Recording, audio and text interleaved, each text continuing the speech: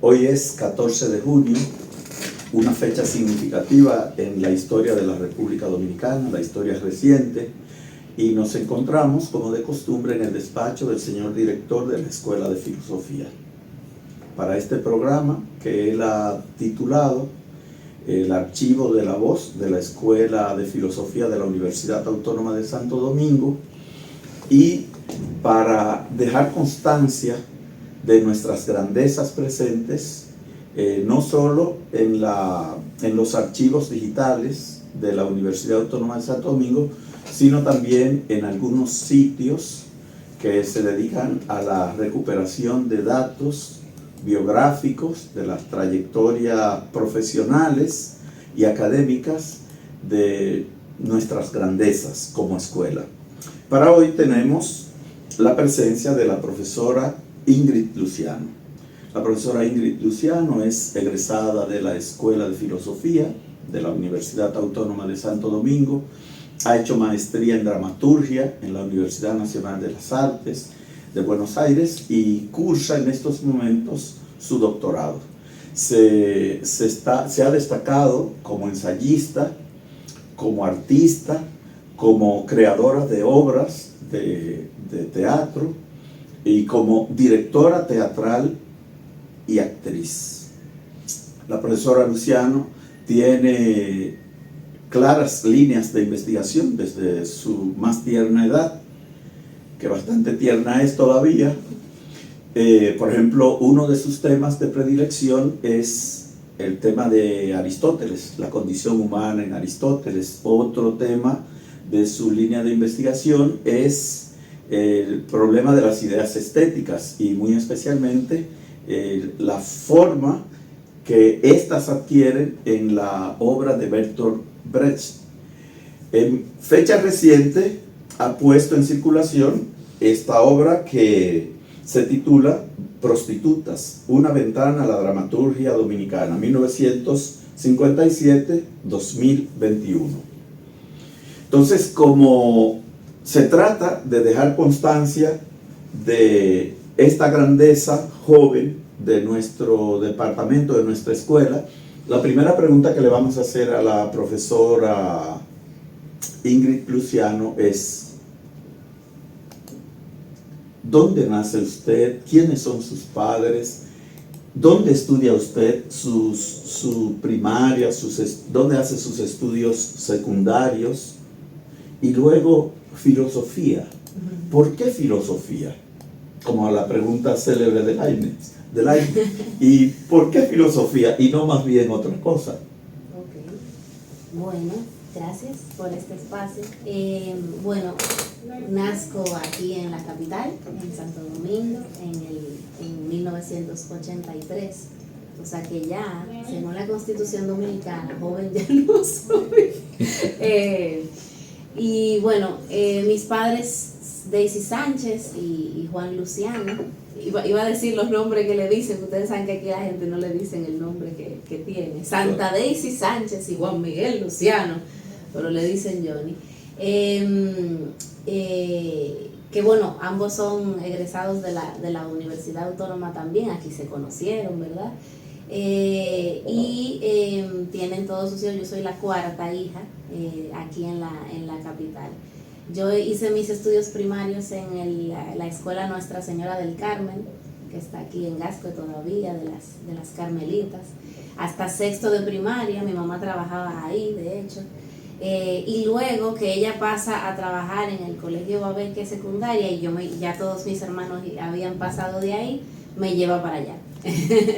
para ese colegio de séptimo, lo que era séptimo, que ahora es primero de secundaria, hasta lo que era cuarto de bachillerato. Ahí egresé en el año 2000, yo soy del grupo de los 2000, graduándome de bachiller. ¿Cómo me motivó la filosofía? En ese momento yo tenía dos posibilidades en ese momento. Yo de hecho estuve a punto de estudiar filosofía en el Bono. Esa era una opción que tenía de una vez, porque pedí como beca para el INTEC, que en ese momento tenían ese convenio, el Bono y no sé qué. y además porque tenía referencia de un amigo de mi hermana que estudiaba ahí, etc.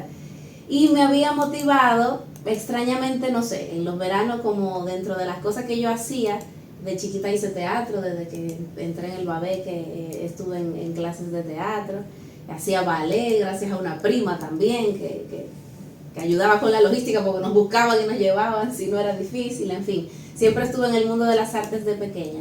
Y creo que la motivación de la filosofía, en mi casa habían libros, digamos, y recuerdo en el verano, en veranos o momentos así, digamos, de no hacer nada. Yo digo que el aburrimiento es una cosa importante para uno descubrir vocaciones realmente. ¿Qué tú haces cuando podrías hacer lo que tú quieres? Bueno, entonces recuerdo leer cositas, qué sé yo, de filosofía en la casa que me llamaban la atención. Recuerdo un profesor de español en la secundaria también que mencionaba algunas cositas y eso me llamaba la atención. Y qué sé yo, lo vi como al tener también la referencia, porque creo que eso pasa, al saber que eso se estudiaba, porque eso pasa, la gente muchas veces no sabe que eso es un área que se puede estudiar. Al saber que eso se podía estudiar, yo dije, oh, pero interesante. Sin embargo, también tuve una oportunidad de unas becas que ofrecían en ese momento para ir a hacer 2 años de bachillerato internacional en la India, que esos son unos colegios que se llaman Colegios del Mundo Unido, que tienen ese programa. Y habían varias becas y me interesó esa, digamos que me fui para ahí. Era como repetir 2 años de bachillerato, pero no era repetirlo porque realmente eran contenidos nuevos. Y ahí tuve muy buenas clases también de filosofía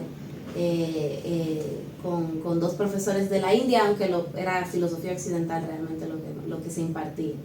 Y entonces, bueno, digamos que se profundizó la vocación, se puede decir, que ahí, o confirmé que eso me interesaba.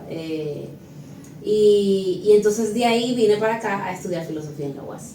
Ese fue el recorrido, digamos, que para llegar a la carrera de filosofía, con lo bueno también que no tuve nadie que me dijera que no. O sea, decir que tuve padres, madres que entendían que cada quien tiene que hacer lo que quiera y lo que quiera hacer realmente.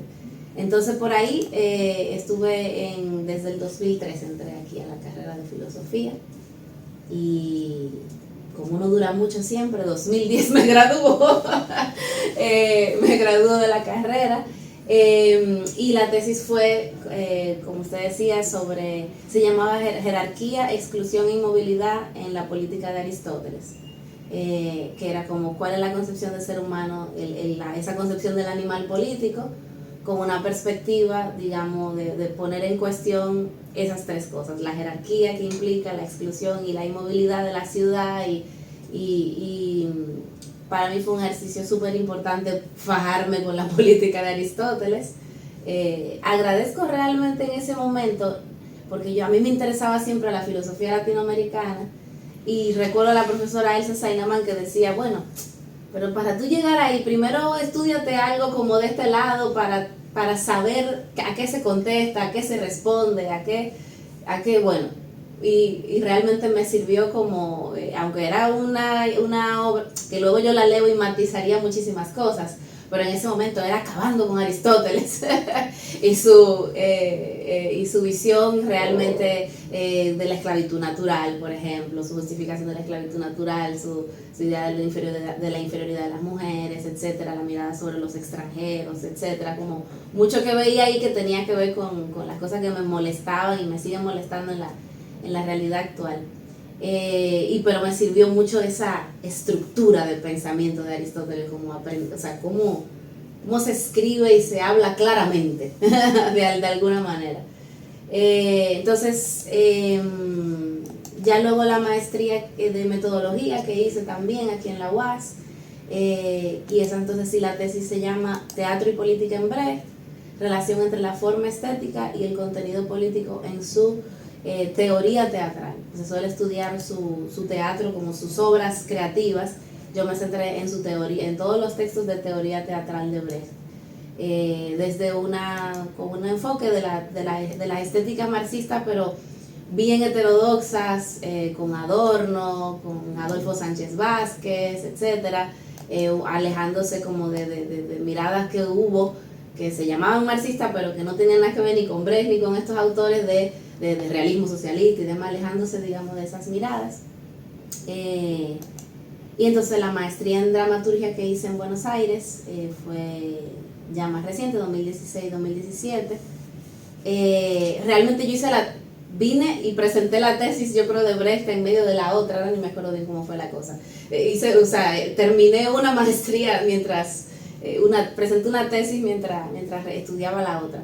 Y sí fue el tema de investigación del libro de representaciones de los personajes de prostituta en la dramaturgia dominicana.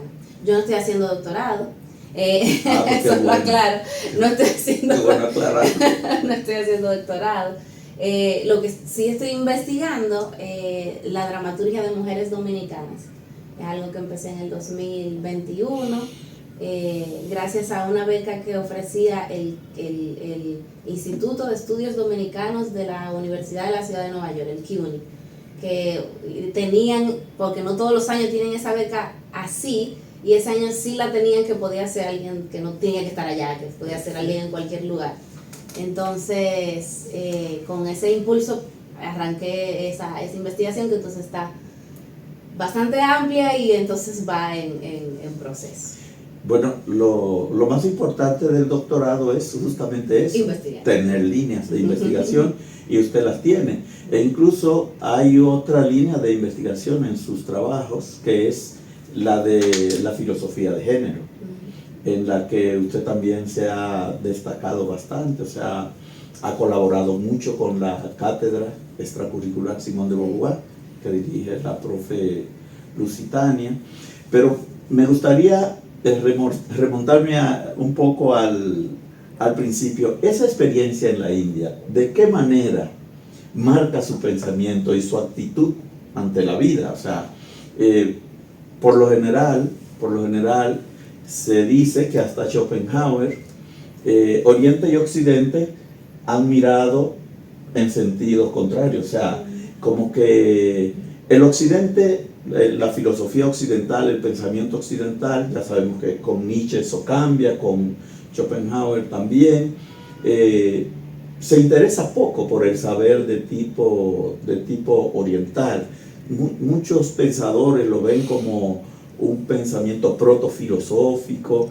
Entonces me gustaría preguntarle, ¿cómo fue su vivencia? ¿Qué percibió usted? ¿Cómo la percibían y cómo perciben, ya que usted tomó cursos de filosofía occidental, justamente? Bueno, la experiencia me marcó mucho vitalmente, principalmente, como un antes-después, digamos, que un crecer rápidamente, yo diría, como madurar, como una experiencia de mucha intensidad, de ese intercambio también intercultural, de gente de muy diversos lugares, de muchas diversas creencias, formas de ser, valores, o sea, como confrontarse con eso también creo que ha sido para mí importante, de reconocer cómo es un país tan chiquitico que yo a veces andando, ¿de dónde tú eres? De Cuba, para no estar explicando de dónde yo era. O no, de República Dominicana, cerca de Cuba, al lado de Haití, tal, porque no hay manera. Entonces, como eso, reconocer como lo grande que es el mundo y lo chiquito también igual. Eso para mí ha sido algo importante. En las clases de filosofía, que es lo interesante, era en la India, y eran profesores de la India, pero era filosofía occidental. Dimos mucho a Hannah Arendt, dimos mucho, o sea, Nietzsche, había uno fascinado con Nietzsche y con Hannah Arendt, o sea, para mí fue realmente introducirme en esos autores, como por primera vez introducirme en clases de filosofía, porque fue antes de la universidad, y con un grupo muy interesado en eso también, porque son clases que uno elige, no es, digamos, el bachillerato internacional tiene algunas clases que tú tomas como con más crédito, que son donde tú te quieres centrar, y menos créditos. Entonces, yo tomé literatura y filosofía como los centros de la cuestión, y se puede decir que he seguido pues en esa ruta realmente. Allá también porque aunque me había formado, digamos que es principalmente en teatro y en actuación aquí, allá me atrevo a escribir también por primera vez como teatro y hacer ejercicios de dirección también. O sea que en todas las vías que yo, digamos que sigo trabajando hoy, que se puede decir que en el mismo vez que me introduje en ese mundo, en el mundo del teatro también, en la India como que se afianzan esas vocaciones y tengo espacio para hacerlo. Había varios grupos de teatro, varias posibilidades de presentarse, de trabajar con tal profesor que había hecho teatro, entonces te dirigía a otro estudiante que venía de hacer teatro y entonces uno se reunía, muchas posibilidades. Ya la experiencia también de viajar por el país, digamos que los contrastes también, para mí también fue una experiencia de mirar, como de despertar como la conciencia social también en muchos sentidos, al mirar de lejos cosas de aquí también, es la sensación como que yo recuerdo que al salir, como que mirar como cosas que pasaban en mi país como de manera particular, y las cosas que pasaban allá también. Digamos que tal vez la perspectiva de esas escuelas también es de reflexionar sobre lo que está pasando en el mundo y demás. Y eso, en realidad no... me fascinó la cultura de la India, pero yo sé que la mirada que teníamos también en ese momento, que quizás si voy ahora sería un poco distinta, era como un poco como también un poquito así, sí. Se puede decir, hay que decirlo. Siento yo mirando a esa joven de ese momento, siento que vi algunas cosas como, ¿y esto? A pesar de la fascinación con el país en sentido general, pero también con cierta mirada crítica sobre las religiones en sentido general, ¿verdad? No solo la de allá, sino como también ese distanciamiento con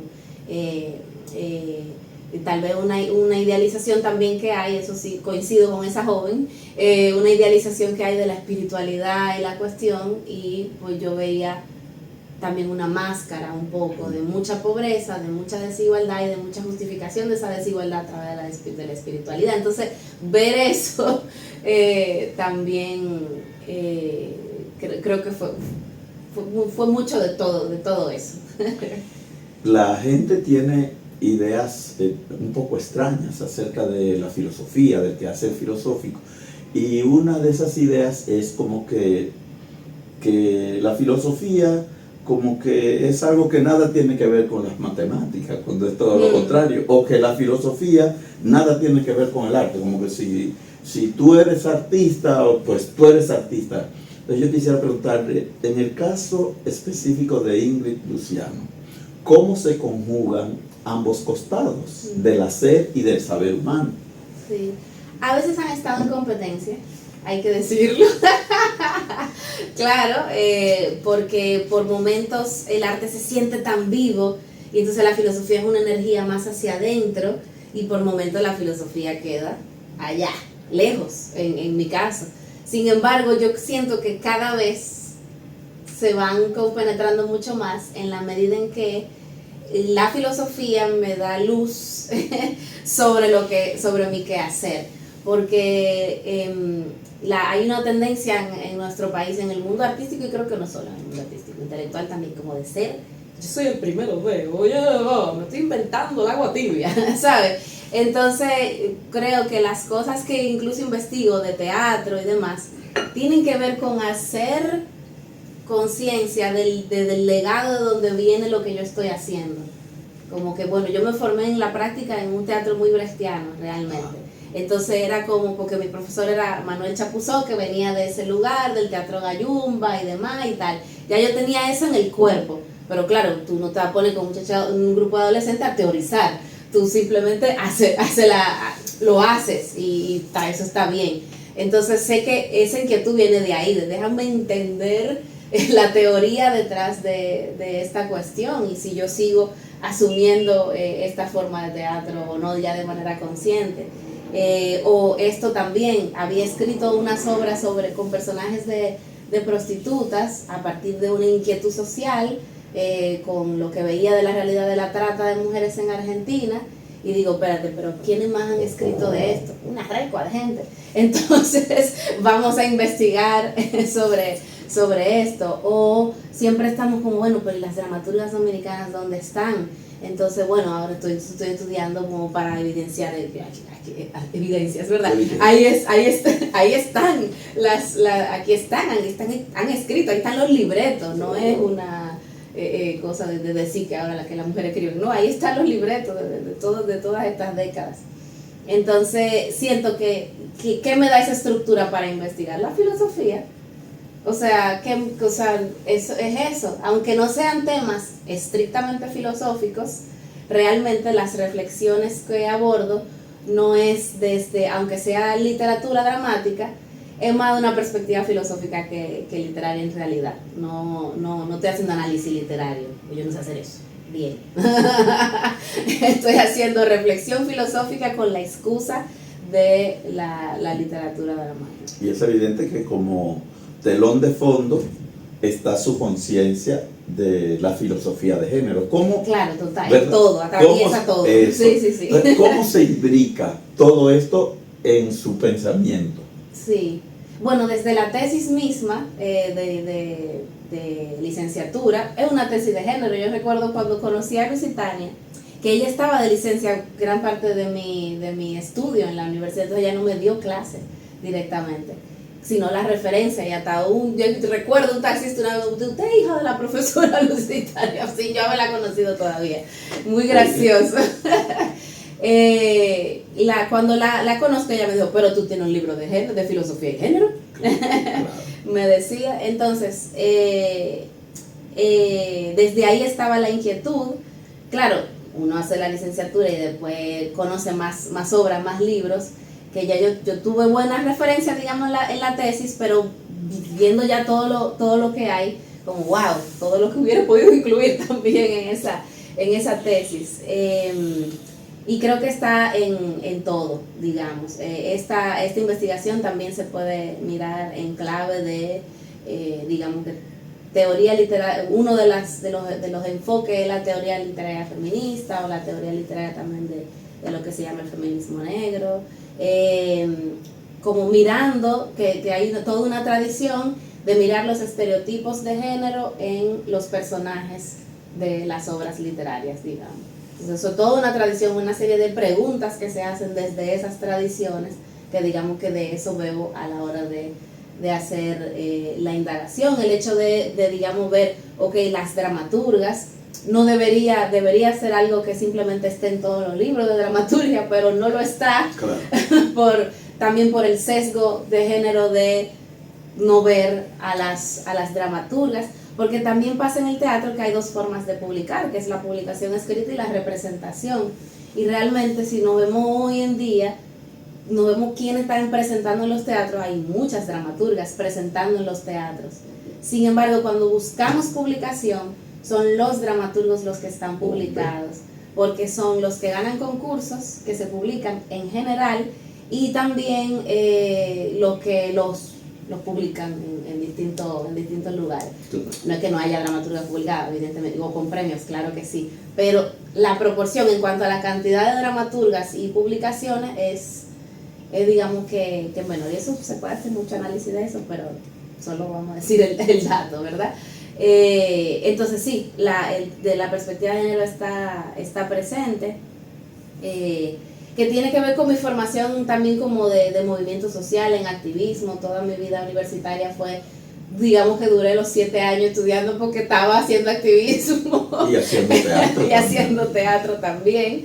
Entonces, es la realidad, o sea que toda mi vida fue en paralelo, y entonces mi formación en género viene de ahí, de grupos de jóvenes y demás, y viene de ese lugar, y luego alguna cosa formal que he hecho, algún diplomado, alguna clase, alguna qué sé yo, tal, pero viene sobre todo de ahí, y ya luego uno se faja a leer.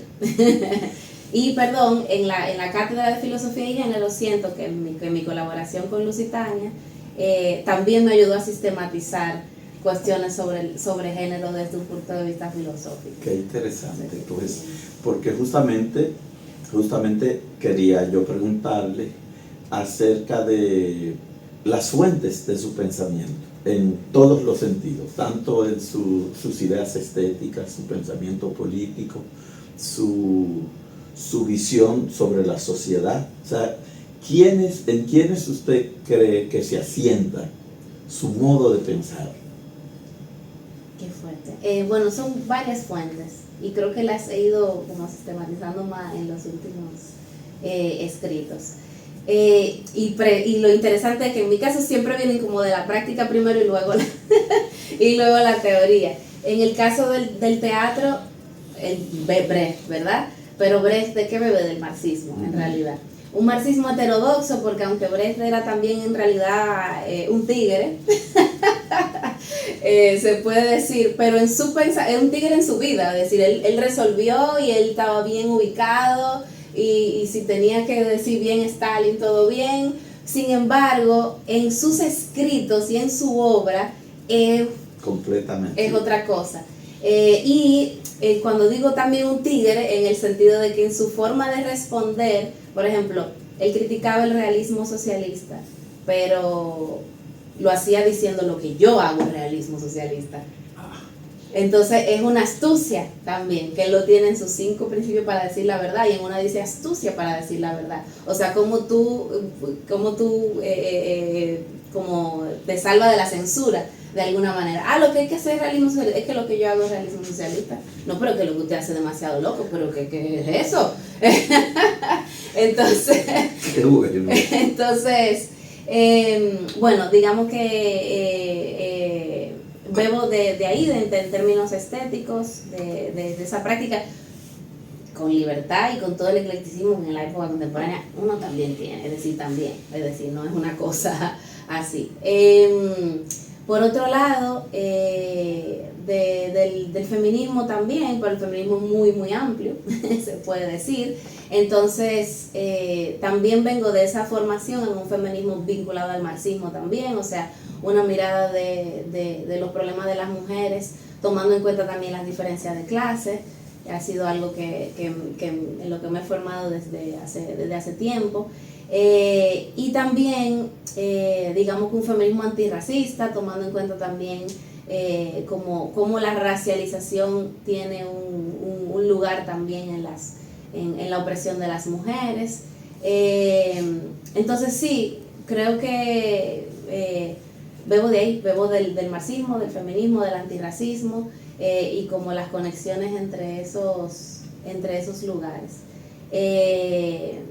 Y creo que de eso en términos de teorías, pero luego hay personas en la vida, digamos, de formación de uno, que van teniendo digamos que un lugar, aunque no tengan la misma postura que uno. O sea, como que eso también para mí es importante, como no necesariamente que yo tal persona me ha influenciado y quiero decir que pensamos igual, no necesariamente. O sea, recuerdo toda mi vida universitaria, simplemente el espacio de debate, bueno, me acuerdo mucho cómo era la clase suya, ¿no? Como leemos, lo que ahora le llaman aula invertida. Así se llama. Que Arbelo lo hacía siempre. Pues no pasó como a Mr. Jourdain, que se pasó la vida escribiendo en prosa, pero no sabía lo que era escribir en prosa. Vamos a leer, o sea, venimos leídos y vamos al debate. Como el tema de la apertura del debate de las ideas también, o sea, para mí eso es parte como de la formación básica filosófica también. O sea, sí, como que cada uno de los docentes de la escuela, ya sea en sus métodos, ideas, las lecturas que aportaron, quienes me han aportado también en cuestiones de asesoría, de tesis, o sea, como que son muchas las influencias, yo diría. Y a propósito de influencias y de diversidad, ¿cómo usted preferiría hablar de feminismo o de feminismos? Por ejemplo, a propósito de estas variantes radicales, que algunos llaman con un nombre muy feo, disque embrismo. ¿Por cuál usted se decanta, profesora Luciana? Yo diría feminismos, en realidad, por el reconocimiento de que es un hecho que existe esa diversidad de miradas. y diría realmente que el hembrismo no lo sacaría del feminismo. Realmente, sí, o sea, es realmente una, como, digamos, una desviación que no entra dentro de las teorizaciones feministas, realmente. Dentro de las teorizaciones feministas hay un montón de diversidad, o sea, no hay nadie que pueda cuestionar más a una feminista que otra feminista de otra corriente, o sea, nada que ningún obispo pueda decir va a ser peor.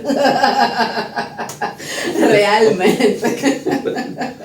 No va a ser peor, o sea, hay demasiado debate. Entonces, reconociendo esa diversidad que hay, yo creo que sí hay que hablar de feminismos, que puede haber puntos de encuentro y uno los busca y demás, y en términos prácticos también puede haberlos y los hay, pero son una gran diversidad porque hay como marcos de valores normativos que son muy, muy diferentes. El proyecto, qué proyecto, hacia dónde tú vas, son muy diversos las miradas. O si visualizas un hacia dónde, eso también es una pregunta. Son muy diversos. Pero hablaría de feminismos. Y esa mirada aplica también para el caso dominicano, donde hay una cierta tradición de filosofía de género, de pensamiento de género. Sí, sí, yo pienso que sí. Y sé que tal vez ahí estoy en contradicción con algunas personas. Creo que con Lusitania estaría en contradicción en eso, me parece que sí. Porque claro, si yo defino feminismo de una manera, entonces digo, aquello no era feminismo, o aquello sí era, o tal era, ¿no? Para mí, partir del reconocimiento de, bueno, estos son las cosas que se proclaman feministas, vamos a ver cuáles son las diferencias, y yo puedo estar más de acuerdo con uno que con otro, digamos, ¿no? Porque para mí, aún los feminismos más, digamos que en términos de su crítica del género, que sean más contundentes, flaquean en otras cosas. Entonces, como quiera, tú no vas a encontrar una cosa así maravillosa y perfecta en la realidad, porque el feminismo es una teoría que es un movimiento también. Entonces tiene sus contradicciones, siempre las ha tenido. Decir que la mujer alcanzáramos el voto en medio de dictadura es un tema. O sea, es un tema de las contradicciones de nuestro feminismo. O sea, eso es una realidad. Y eso que está allí está hoy en la actualidad.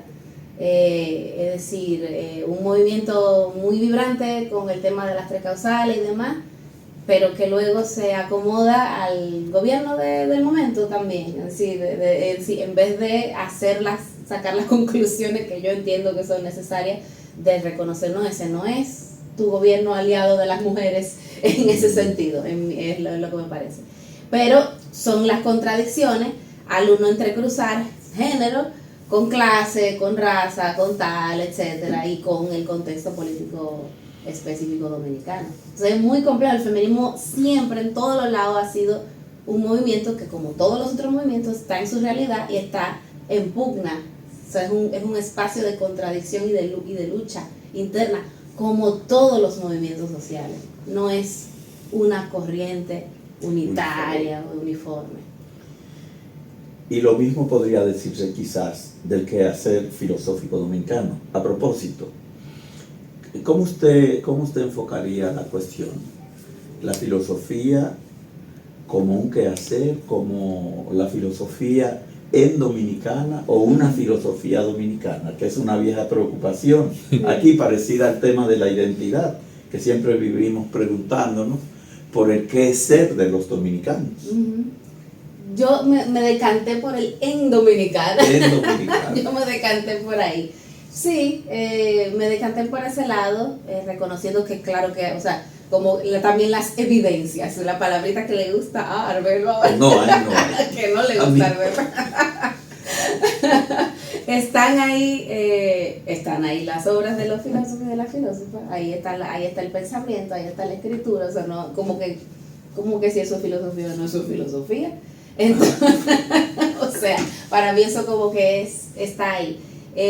Pero lo de en dominicana o dominicana es, para mí me voy más por el en, partiendo de, bueno, habría que ver qué significaría que esa filosofía sea una filosofía dominicana, en términos como algo que tú le predicas a ese sustantivo, que entonces implica unas características X uniformes, etcétera, que pienso que no lo tenemos, y que si tal vez nos ponemos en esa clasificación puede derivar en cosas tal vez problemáticas.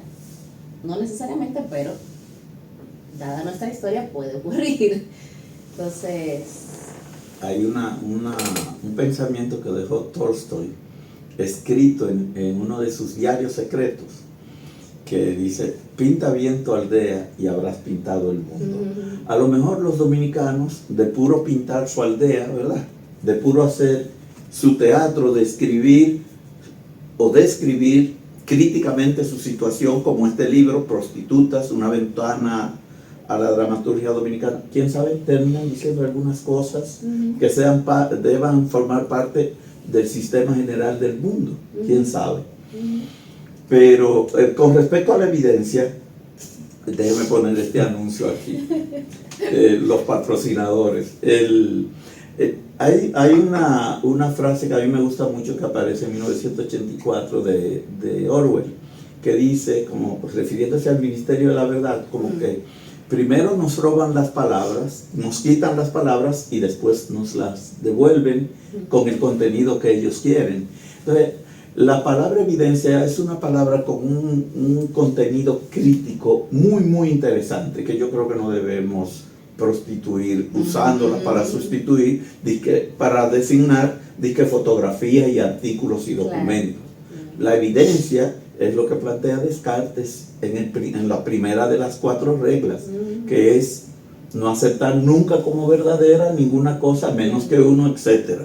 Entonces, pero eso es parte del trabajo que se hace, el trabajo de manipulación del lenguaje para llevar realmente los estados de conciencia, para fabricar la conciencia a la imagen y semejanza de lo que interesa a quienes tienen el control del mundo. A ver, por eso es mi pleito con aclarando. Pero volvamos a lo nuestro. Después de más de 10 años de ejercicio teatral, como gestora, como escritora, como profesora formal e informal, ¿qué le queda a usted? ¿A usted le parece que valió la pena? ¿Fue una buena decisión haber estudiado filosofía? Sí, hay que decirlo. Hay que decir que sí, porque da una perspectiva, yo creo, o sea, da un marco de formación que sirve para todo. Se puede decir, realmente. Y ya no estoy pensando en la práctica, de que laboralmente, no me estoy refiriendo a eso, sino que me estoy refiriendo como a estudiar esto, y tengo la impresión de que muchas personas de otras áreas después se encuentran, cónchale, me hubiera gustado estudiar filosofía, o quiero estudiar filosofía, o tal. Como que tengo la impresión de que, por eso la insistencia de que la filosofía esté en las escuelas. Realmente, yo la sensación que tuve de mi carrera es como, pero yo debí como tener esto antes, todo el mundo, o sea, esto es como fundamental, como para todo el mundo. Entonces, sí, definitivamente. Y el quehacer filosófico dominicano, porque el quehacer sí es filosófico, para seguir la línea de su argumentación.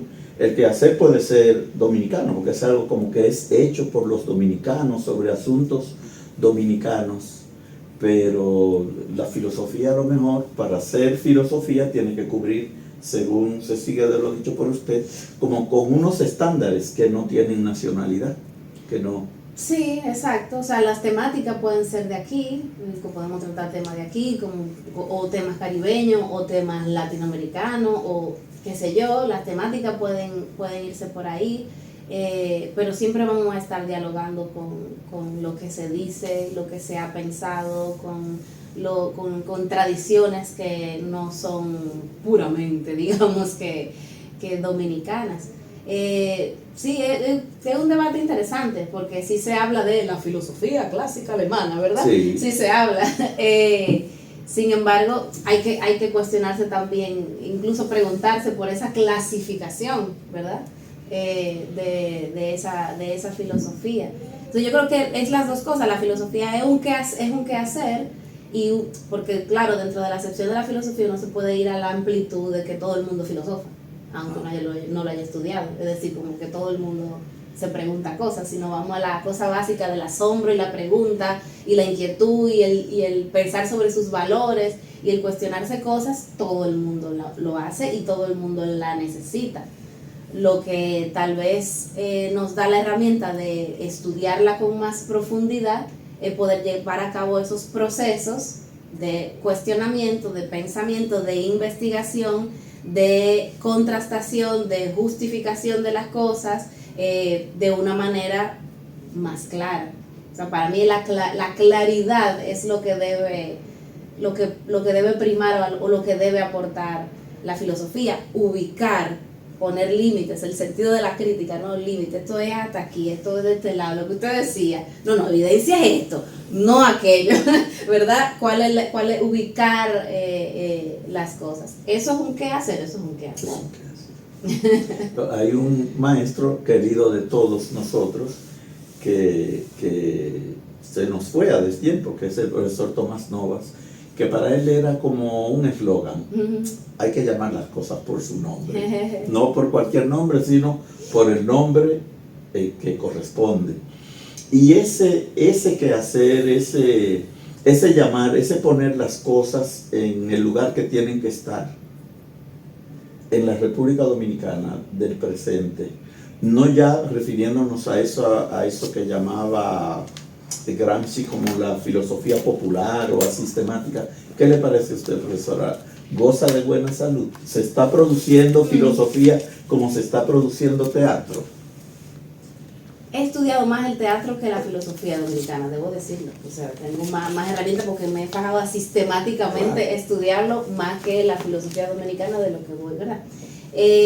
Sin embargo, me parece que también ampliando la mirada sobre la filosofía, se puede decir que goza de salud tanto dentro de quienes se dedican formalmente a la filosofía, como también la amplitud de ese término, en el sentido de gente que a lo mejor son de literatura o que son de otras áreas, que también aportan al pensamiento filosófico dominicano.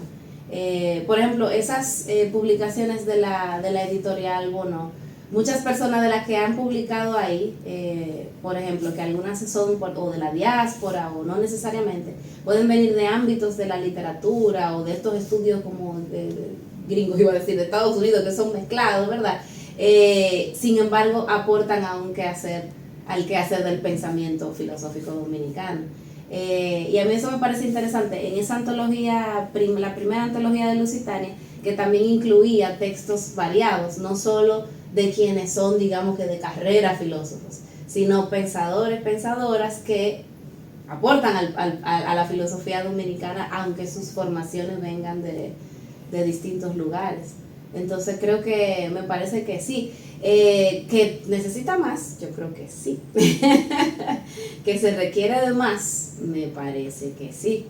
Que ese pensarnos, mirarnos, constantemente cuestionarnos, se puede decir que es necesario potenciarlo más, digamos. Y en el caso de Ingrid Luciano, ¿qué le aporta la dramaturga, la actriz, a su pensamiento filosófico y viceversa? ¿Qué le aporta la filosofía a su quehacer como artista? Yo siento que hay cosas que yo he entendido bien leyendo teatro más que a veces filosofía. Debo decir, sí. Recuerdo, por ejemplo, toda la tesis de Aristóteles, quizá no toda, pero por lo menos un capítulo, venía de una frasecita de una obra de Brecht en ese momento, de la obra Galileo Galilei, Vida de Galileo Galilei, que cuenta, bueno, toda la historia de Galileo Galilei, y hay un momento en el que un cardenal se niega, hace como un monólogo, se llama el personaje un cardenal muy viejo, se niega a entender la mirada de Galileo y dice como que yo no soy un ser cualquiera, un astrico cualquiera que gira por cualquier lugar, o sea, yo soy el centro del mundo y Dios, la mirada del creador está directamente sobre mí, no estoy girando en cualquier lado. Y fue como, qué interesante como la relación entre cosmovisión y política, o sea, como, espérate, entonces eso me motivó a uno de los capítulos de la tesis, que quizás es el menos sustentado, hay que decirlo. Recuerdo que Leonardo me decía, bueno, yo ese lo quitaría porque quizás estaba menos sustentado, pero es el que más me gusta, así que se quedó. Entonces siento que muchas reflexiones que están en el teatro, que están tanto en la dramaturgia, porque iba a decir la dramaturgia, pero pensando no solo en la dramaturgia, sino en la creación también escénica, viva y demás, que digamos que las traspaso de alguna manera, que me sirven para comprender ciertas cosas, ciertas abstracciones. Y algo interesante para mí, un hallazgo interesante del libro, es que, por ejemplo, sobre el tema de la prostitución, hay un debate fuerte desde el feminismo, desde los feminismos, de qué idea tener sobre la prostitución, si es trabajo o si es esclavitud, si es liberación de la mujer o no, si la prostituta se debe considerar una de los seres más libres, un agente libre, un sujeto, o es una víctima de violencia y de explotación. Eso es un debate. Y a veces los debates llevan como un binomio sin encuentro.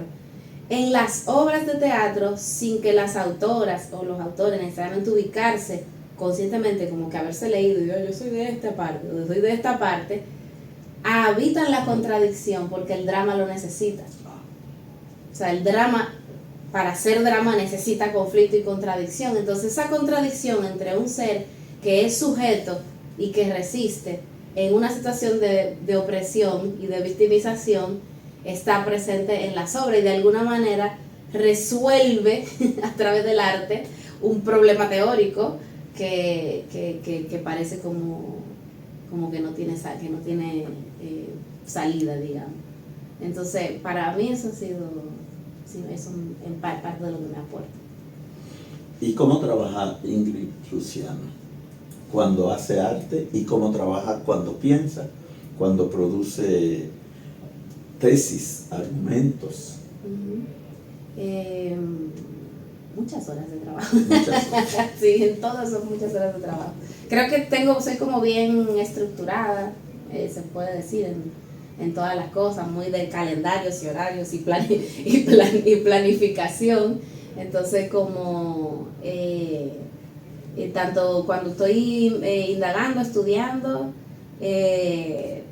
tal vez la parte más, no, iba a decir que la parte más larga era, sí, es la parte más larga. La parte de la lectura siempre es la más larga para mí, realmente. Yo no leo rápido. Usted siempre decía que no había que leer rápido filosofía. Entonces, hay que tenerle miedo a que leer rápido. Porque ni leyendo despacio a veces da uno con el kit. Ajá. Sí. Entonces siempre es lo que toma más tiempo. Entonces, como bueno, sí, siempre como que leer, ir sistematizando, ir poniendo y tal, ir descubriendo categorías, ir descubriendo cosas que se van mezclando, entonces tomando nota y demás, pero siempre como tratando de no perder de vista de que esta obra no me está muy chula, pero esto no es de todo lo que yo estoy estudiando. Entonces, como manteniendo un foco, y luego la parte de la escritura es menos larga, pero tal vez más tortuosa. Y cuando llega un despertar, como una intuición, un rapto, es eso que se relaciona como con lo fascinante, que se le ocurre una idea. ¿Cómo usted distingue cuando es una idea para trabajarla teóricamente, o cuando es una idea que debe vehicularse a través del drama? Eso como que llega, o sea, como que no hay duda, yo pienso, porque también depende del trabajo. O sea, a veces mi cerebro se divide. Ahora estoy en investigación y no estoy creando. Ahora estoy creando, no estoy en investigación. Eso me pasa mucho. Entonces, si estoy en escritura dramática, por ejemplo, entonces en ese cerebro que estoy. Ahora me está dando brega porque estoy por ejemplo, estudiando las dramaturgas y leyendo y pensando más en eso, pero tengo un objetivo de algo muy breve que tengo que escribir, pero me da brega poner el cerebro en eso. Entonces tal vez tengo que dejar lo otro para que el cerebro se ponga en esa versión un poco más libre, más loca, más de lo más no racional, más de lo misterioso, digamos, que quisiera en lo que estoy escribiendo. Entonces sí, todo depende de en qué voy. Pero normalmente si es algo que yo tengo claridad de algo que quiero decir, entonces es académico, y si es una duda, es teatro. Si es una duda. Interesante, ¿no? Porque claro que parte de la duda la investigación, pero también parte de cierta claridad, digamos, la investigación académica. Hay algo que sí quiero como... Y esos dos costados de su hacer espiritual, ¿en qué medida impactan o no su quehacer como docente de nuestra escuela? Bueno, mucho, bastante, demasiado. Sí, porque incluso en las metodologías, esa ha sido un área en la que a mí me gusta mucho lo de pensar en dinámicas y juegos y cosas para dar clases. Porque me ha tocado también dar mucho, además de las clases aquí, he trabajado mucho con adolescentes y con niños y niñas, pero sobre todo con adolescentes. Tanto teatro, y ahora por ejemplo que estoy dando una clase de teoría del conocimiento, que ha sido un dolor de cabeza porque es adolescentes que están ahí obligados tomando clases conmigo, digamos, no es lo mismo que vienen a tomar teatro porque les gusta. Sin embargo, pensar en cómo acercarles, porque lo que tengo es que introducirle al pensamiento abstracto, al tipo de preguntas que se hacen en la filosofía, a los 15 años. Entonces, como pensar en dinámicas y demás, me sirve mucho, digamos, que el universo teatral. Y también siento que aun cuando son clases, digamos, expositivas, porque toca, ¿verdad?, hacer una cosa en la pizarra y tal y demás, digamos que las perspectivas que cruzan, también la forma de contar, tal vez esa historia de la filosofía también está presente, sí. Bueno, pues llegamos al momento del archivo de la voz. Nos encantaría, salvo que el profesor tenga alguna pregunta, inquietud. Bueno, no desaprovechar la presencia de Ingrid, ya que habló del feminismo o de los feminismos. El asunto trans, o sea, la agenda trans, caminaron juntos en un momento, la agenda feminista o las agendas feministas con las reivindicaciones de los trans. Vamos a dejarlo en trans, no podemos poner el apellido. Pero hoy vemos, por lo menos yo he estado viendo y leyendo feministas que tienen ya divergencia, yo diría que radicales e insalvables con la agenda, lo que ellos consideran la agenda trans. La misma profesora Lusitania, de alguna manera ya la veo tirando sus piropos. Sí, también hay que decir que eso entraría también dentro de los feminismos. O sea, no pondría feminismo versus agenda trans, sino que feminismos encontrándose, porque hay perspectivas feministas que sí, digamos, que apoyan ciertas cosas. ¿Dónde está el debate ahora? En el asunto de las leyes trans que se están aprobando en países como en España, por ejemplo. Entonces eso es lo que genera, digamos, que la contradicción. Y el debate tiene que ver con el famoso coso de sexo-género, ¿no? De qué es la mujer, es como el tema filosófico, qué es la mujer, ¿verdad? Que Ignacio se hace, como plantea. Claro, que era el tema del segundo sexo de Simone de Beauvoir, que es una mujer. Entonces, partiendo de ahí, de un feminismo que viene más de Simone de Beauvoir, lo que pasa es que hay mucha perspectiva. Por ejemplo, ayer escuchaba a una de Vox agarrar a Simone de Beauvoir y descontextualizarla maravillosamente, y hacer un discurso que parecía muy chulo, pero realmente había como mucha loquera, porque ella como que presentaba a la Simone de Beauvoir como si de ahí vinieran muchas cosas de la actualidad, cuando realmente el feminismo que sigue a Simone de Beauvoir, también muchas están en desacuerdo con con la cuestión trans, porque lo que pasa es como qué peso tiene el sexo biológico en la identidad, ese es como el debate, qué peso tiene, y entonces para algunas personas el hecho de que bueno, que tú puedes criticar los estereotipos y errores alrededor del ser mujer, pero que bueno, mujer digamos que hembra humana, digamos que se nace. Y en ese sentido, la crítica que hacen a las agendas de los sectores trans, queer, etcétera, es que de alguna manera los avances de los derechos de las mujeres pueden estar en peligro si cualquiera puede llamarse mujer. Ese sería el punto central. Es debatible de igual manera, porque la realidad, o sea, si nos vamos como a los datos de lo que están pasando y cosas que pasan también en nuestro país, es muy debatible, y yo no tengo resuelto el tema, por ejemplo, de los niños y niñas, y el tema de las hormonas, eso es un tema muy delicado que, digamos, no voy a decir que tengo nada resuelto con ese tema. Sin embargo, pensando en personas adultas, ¿verdad? O jóvenes y adultas, la realidad es que tú tienes gente que se identifica mujer, es decir, existe la disforia de género, existe. Yo otra vez voy como al factum, existe, y ha existido por mucho tiempo, porque hay una idea de que es una moda, ¿verdad? Pero realmente es una cosa que ha existido por mucho tiempo, que incluso hay culturas milenarias donde el personaje trans, no con ese nombre, existe, que si las muyes en México, que si las ishras en la India, qué sé yo, o sea, existe, incluso en la India se reconoce el tercer género, por ejemplo, como legalmente. Entonces, como abrir el debate hacia ahí, hacia el reconocimiento de esta especie, de esta parte de la humanidad, que aunque es minoritaria, se reconoce de esta manera, y que podrían entonces tener mejor acceso a la salud, a la educación y al trabajo, si simplemente se le permitiera vestirse como le dé la gana. Para mí eso es importante. Entonces, otros debates más allá de que qué pasa con un niño o niña, o sea, a veces yo sí he visto, porque a veces me obsesiono con este tema, y he visto cositas, pero no lo he estudiado de manera, digamos, profunda, sino como curiosidad.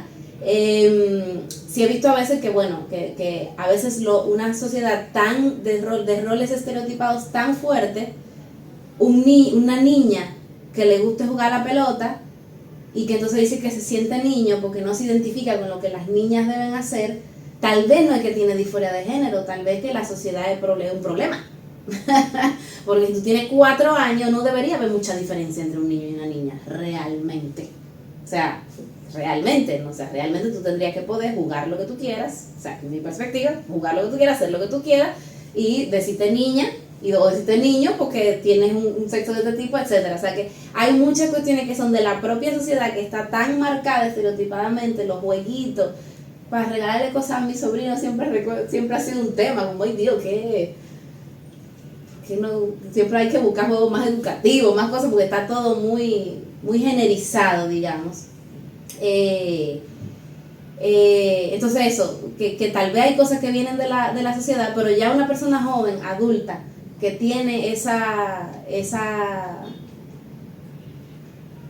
digamos, autoidentificación, yo como que no le veo el peligro para nadie.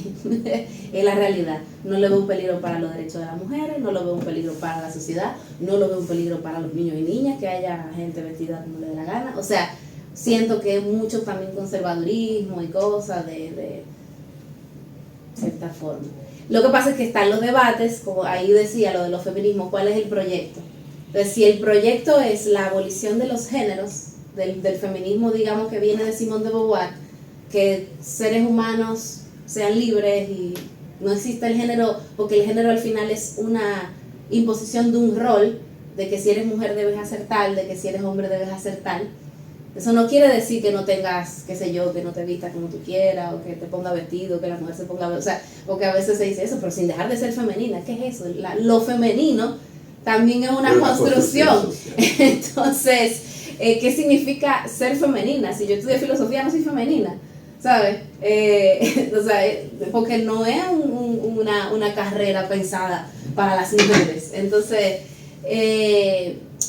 sí, hay un objetivo de que eso sea cada vez menos visible, y luego hay una mirada de proliferación de los géneros, de que en vez de ya solo hombre-mujer, entonces lo queer, lo trans, lo que sé yo, lo no binario, tal, etcétera. Entonces esas dos miradas de proyecto son las que están enfrentadas. Entonces tal vez uno puede hacer habría que hacer una entre tesis y antítesis, habría que hacer una síntesis, habría que hacer un debate, hacer ver qué tal. Eso es un tema interesante a debatir.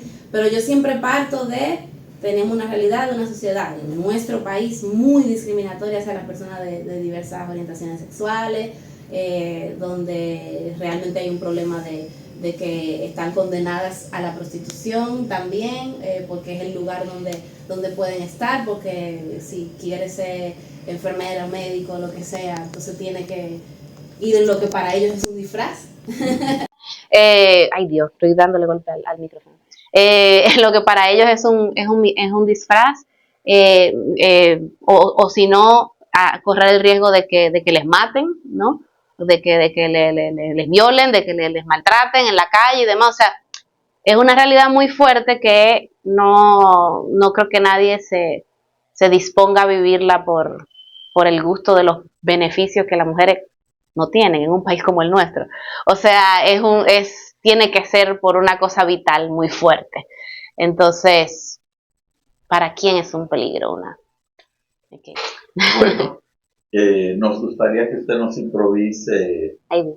unas palabras ahí acerca de lo que usted quiera, del sí mismo, de la filosofía en sentido general, del pensamiento contemporáneo de la República Dominicana, algo para que quede en el archivo de voz. Wow. Pero ¿cómo así? Cualquier cosa. hasta un monólogo, que se sepa, un parlamento de alguna obra suya o de otra. Es solo su voz. Que ya su pensamiento... Que quede la voz, que quede la voz, no importa de qué. Exacto. Ay, qué chulo. Su pensamiento lo tenemos ya agarrado. Cuadrado, ¿verdad? Después quiero que me debatan, que cuando termine la grabación. Me llega un monólogo de Julieta, de Romeo y Julieta, pero no quiero hacer eso. Sí. Bueno, no voy a hablar, qué sé yo.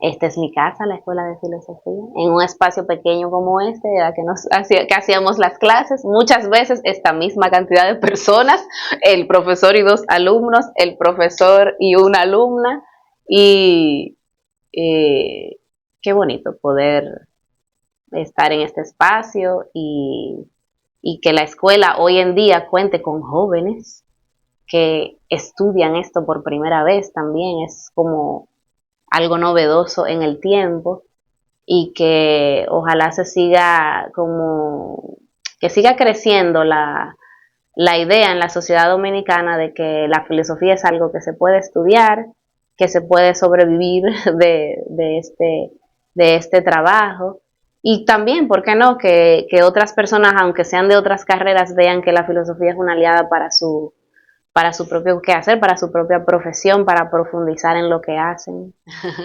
Muy bien, agradecido, profe. Hemos tenido un hermoso diálogo que quedará dedicado a ese libro. Pero claro. Ya usted sabe, ese libro con mi sobrino. Ay, Carlos. Ese libro lo celebro yo y lo canto.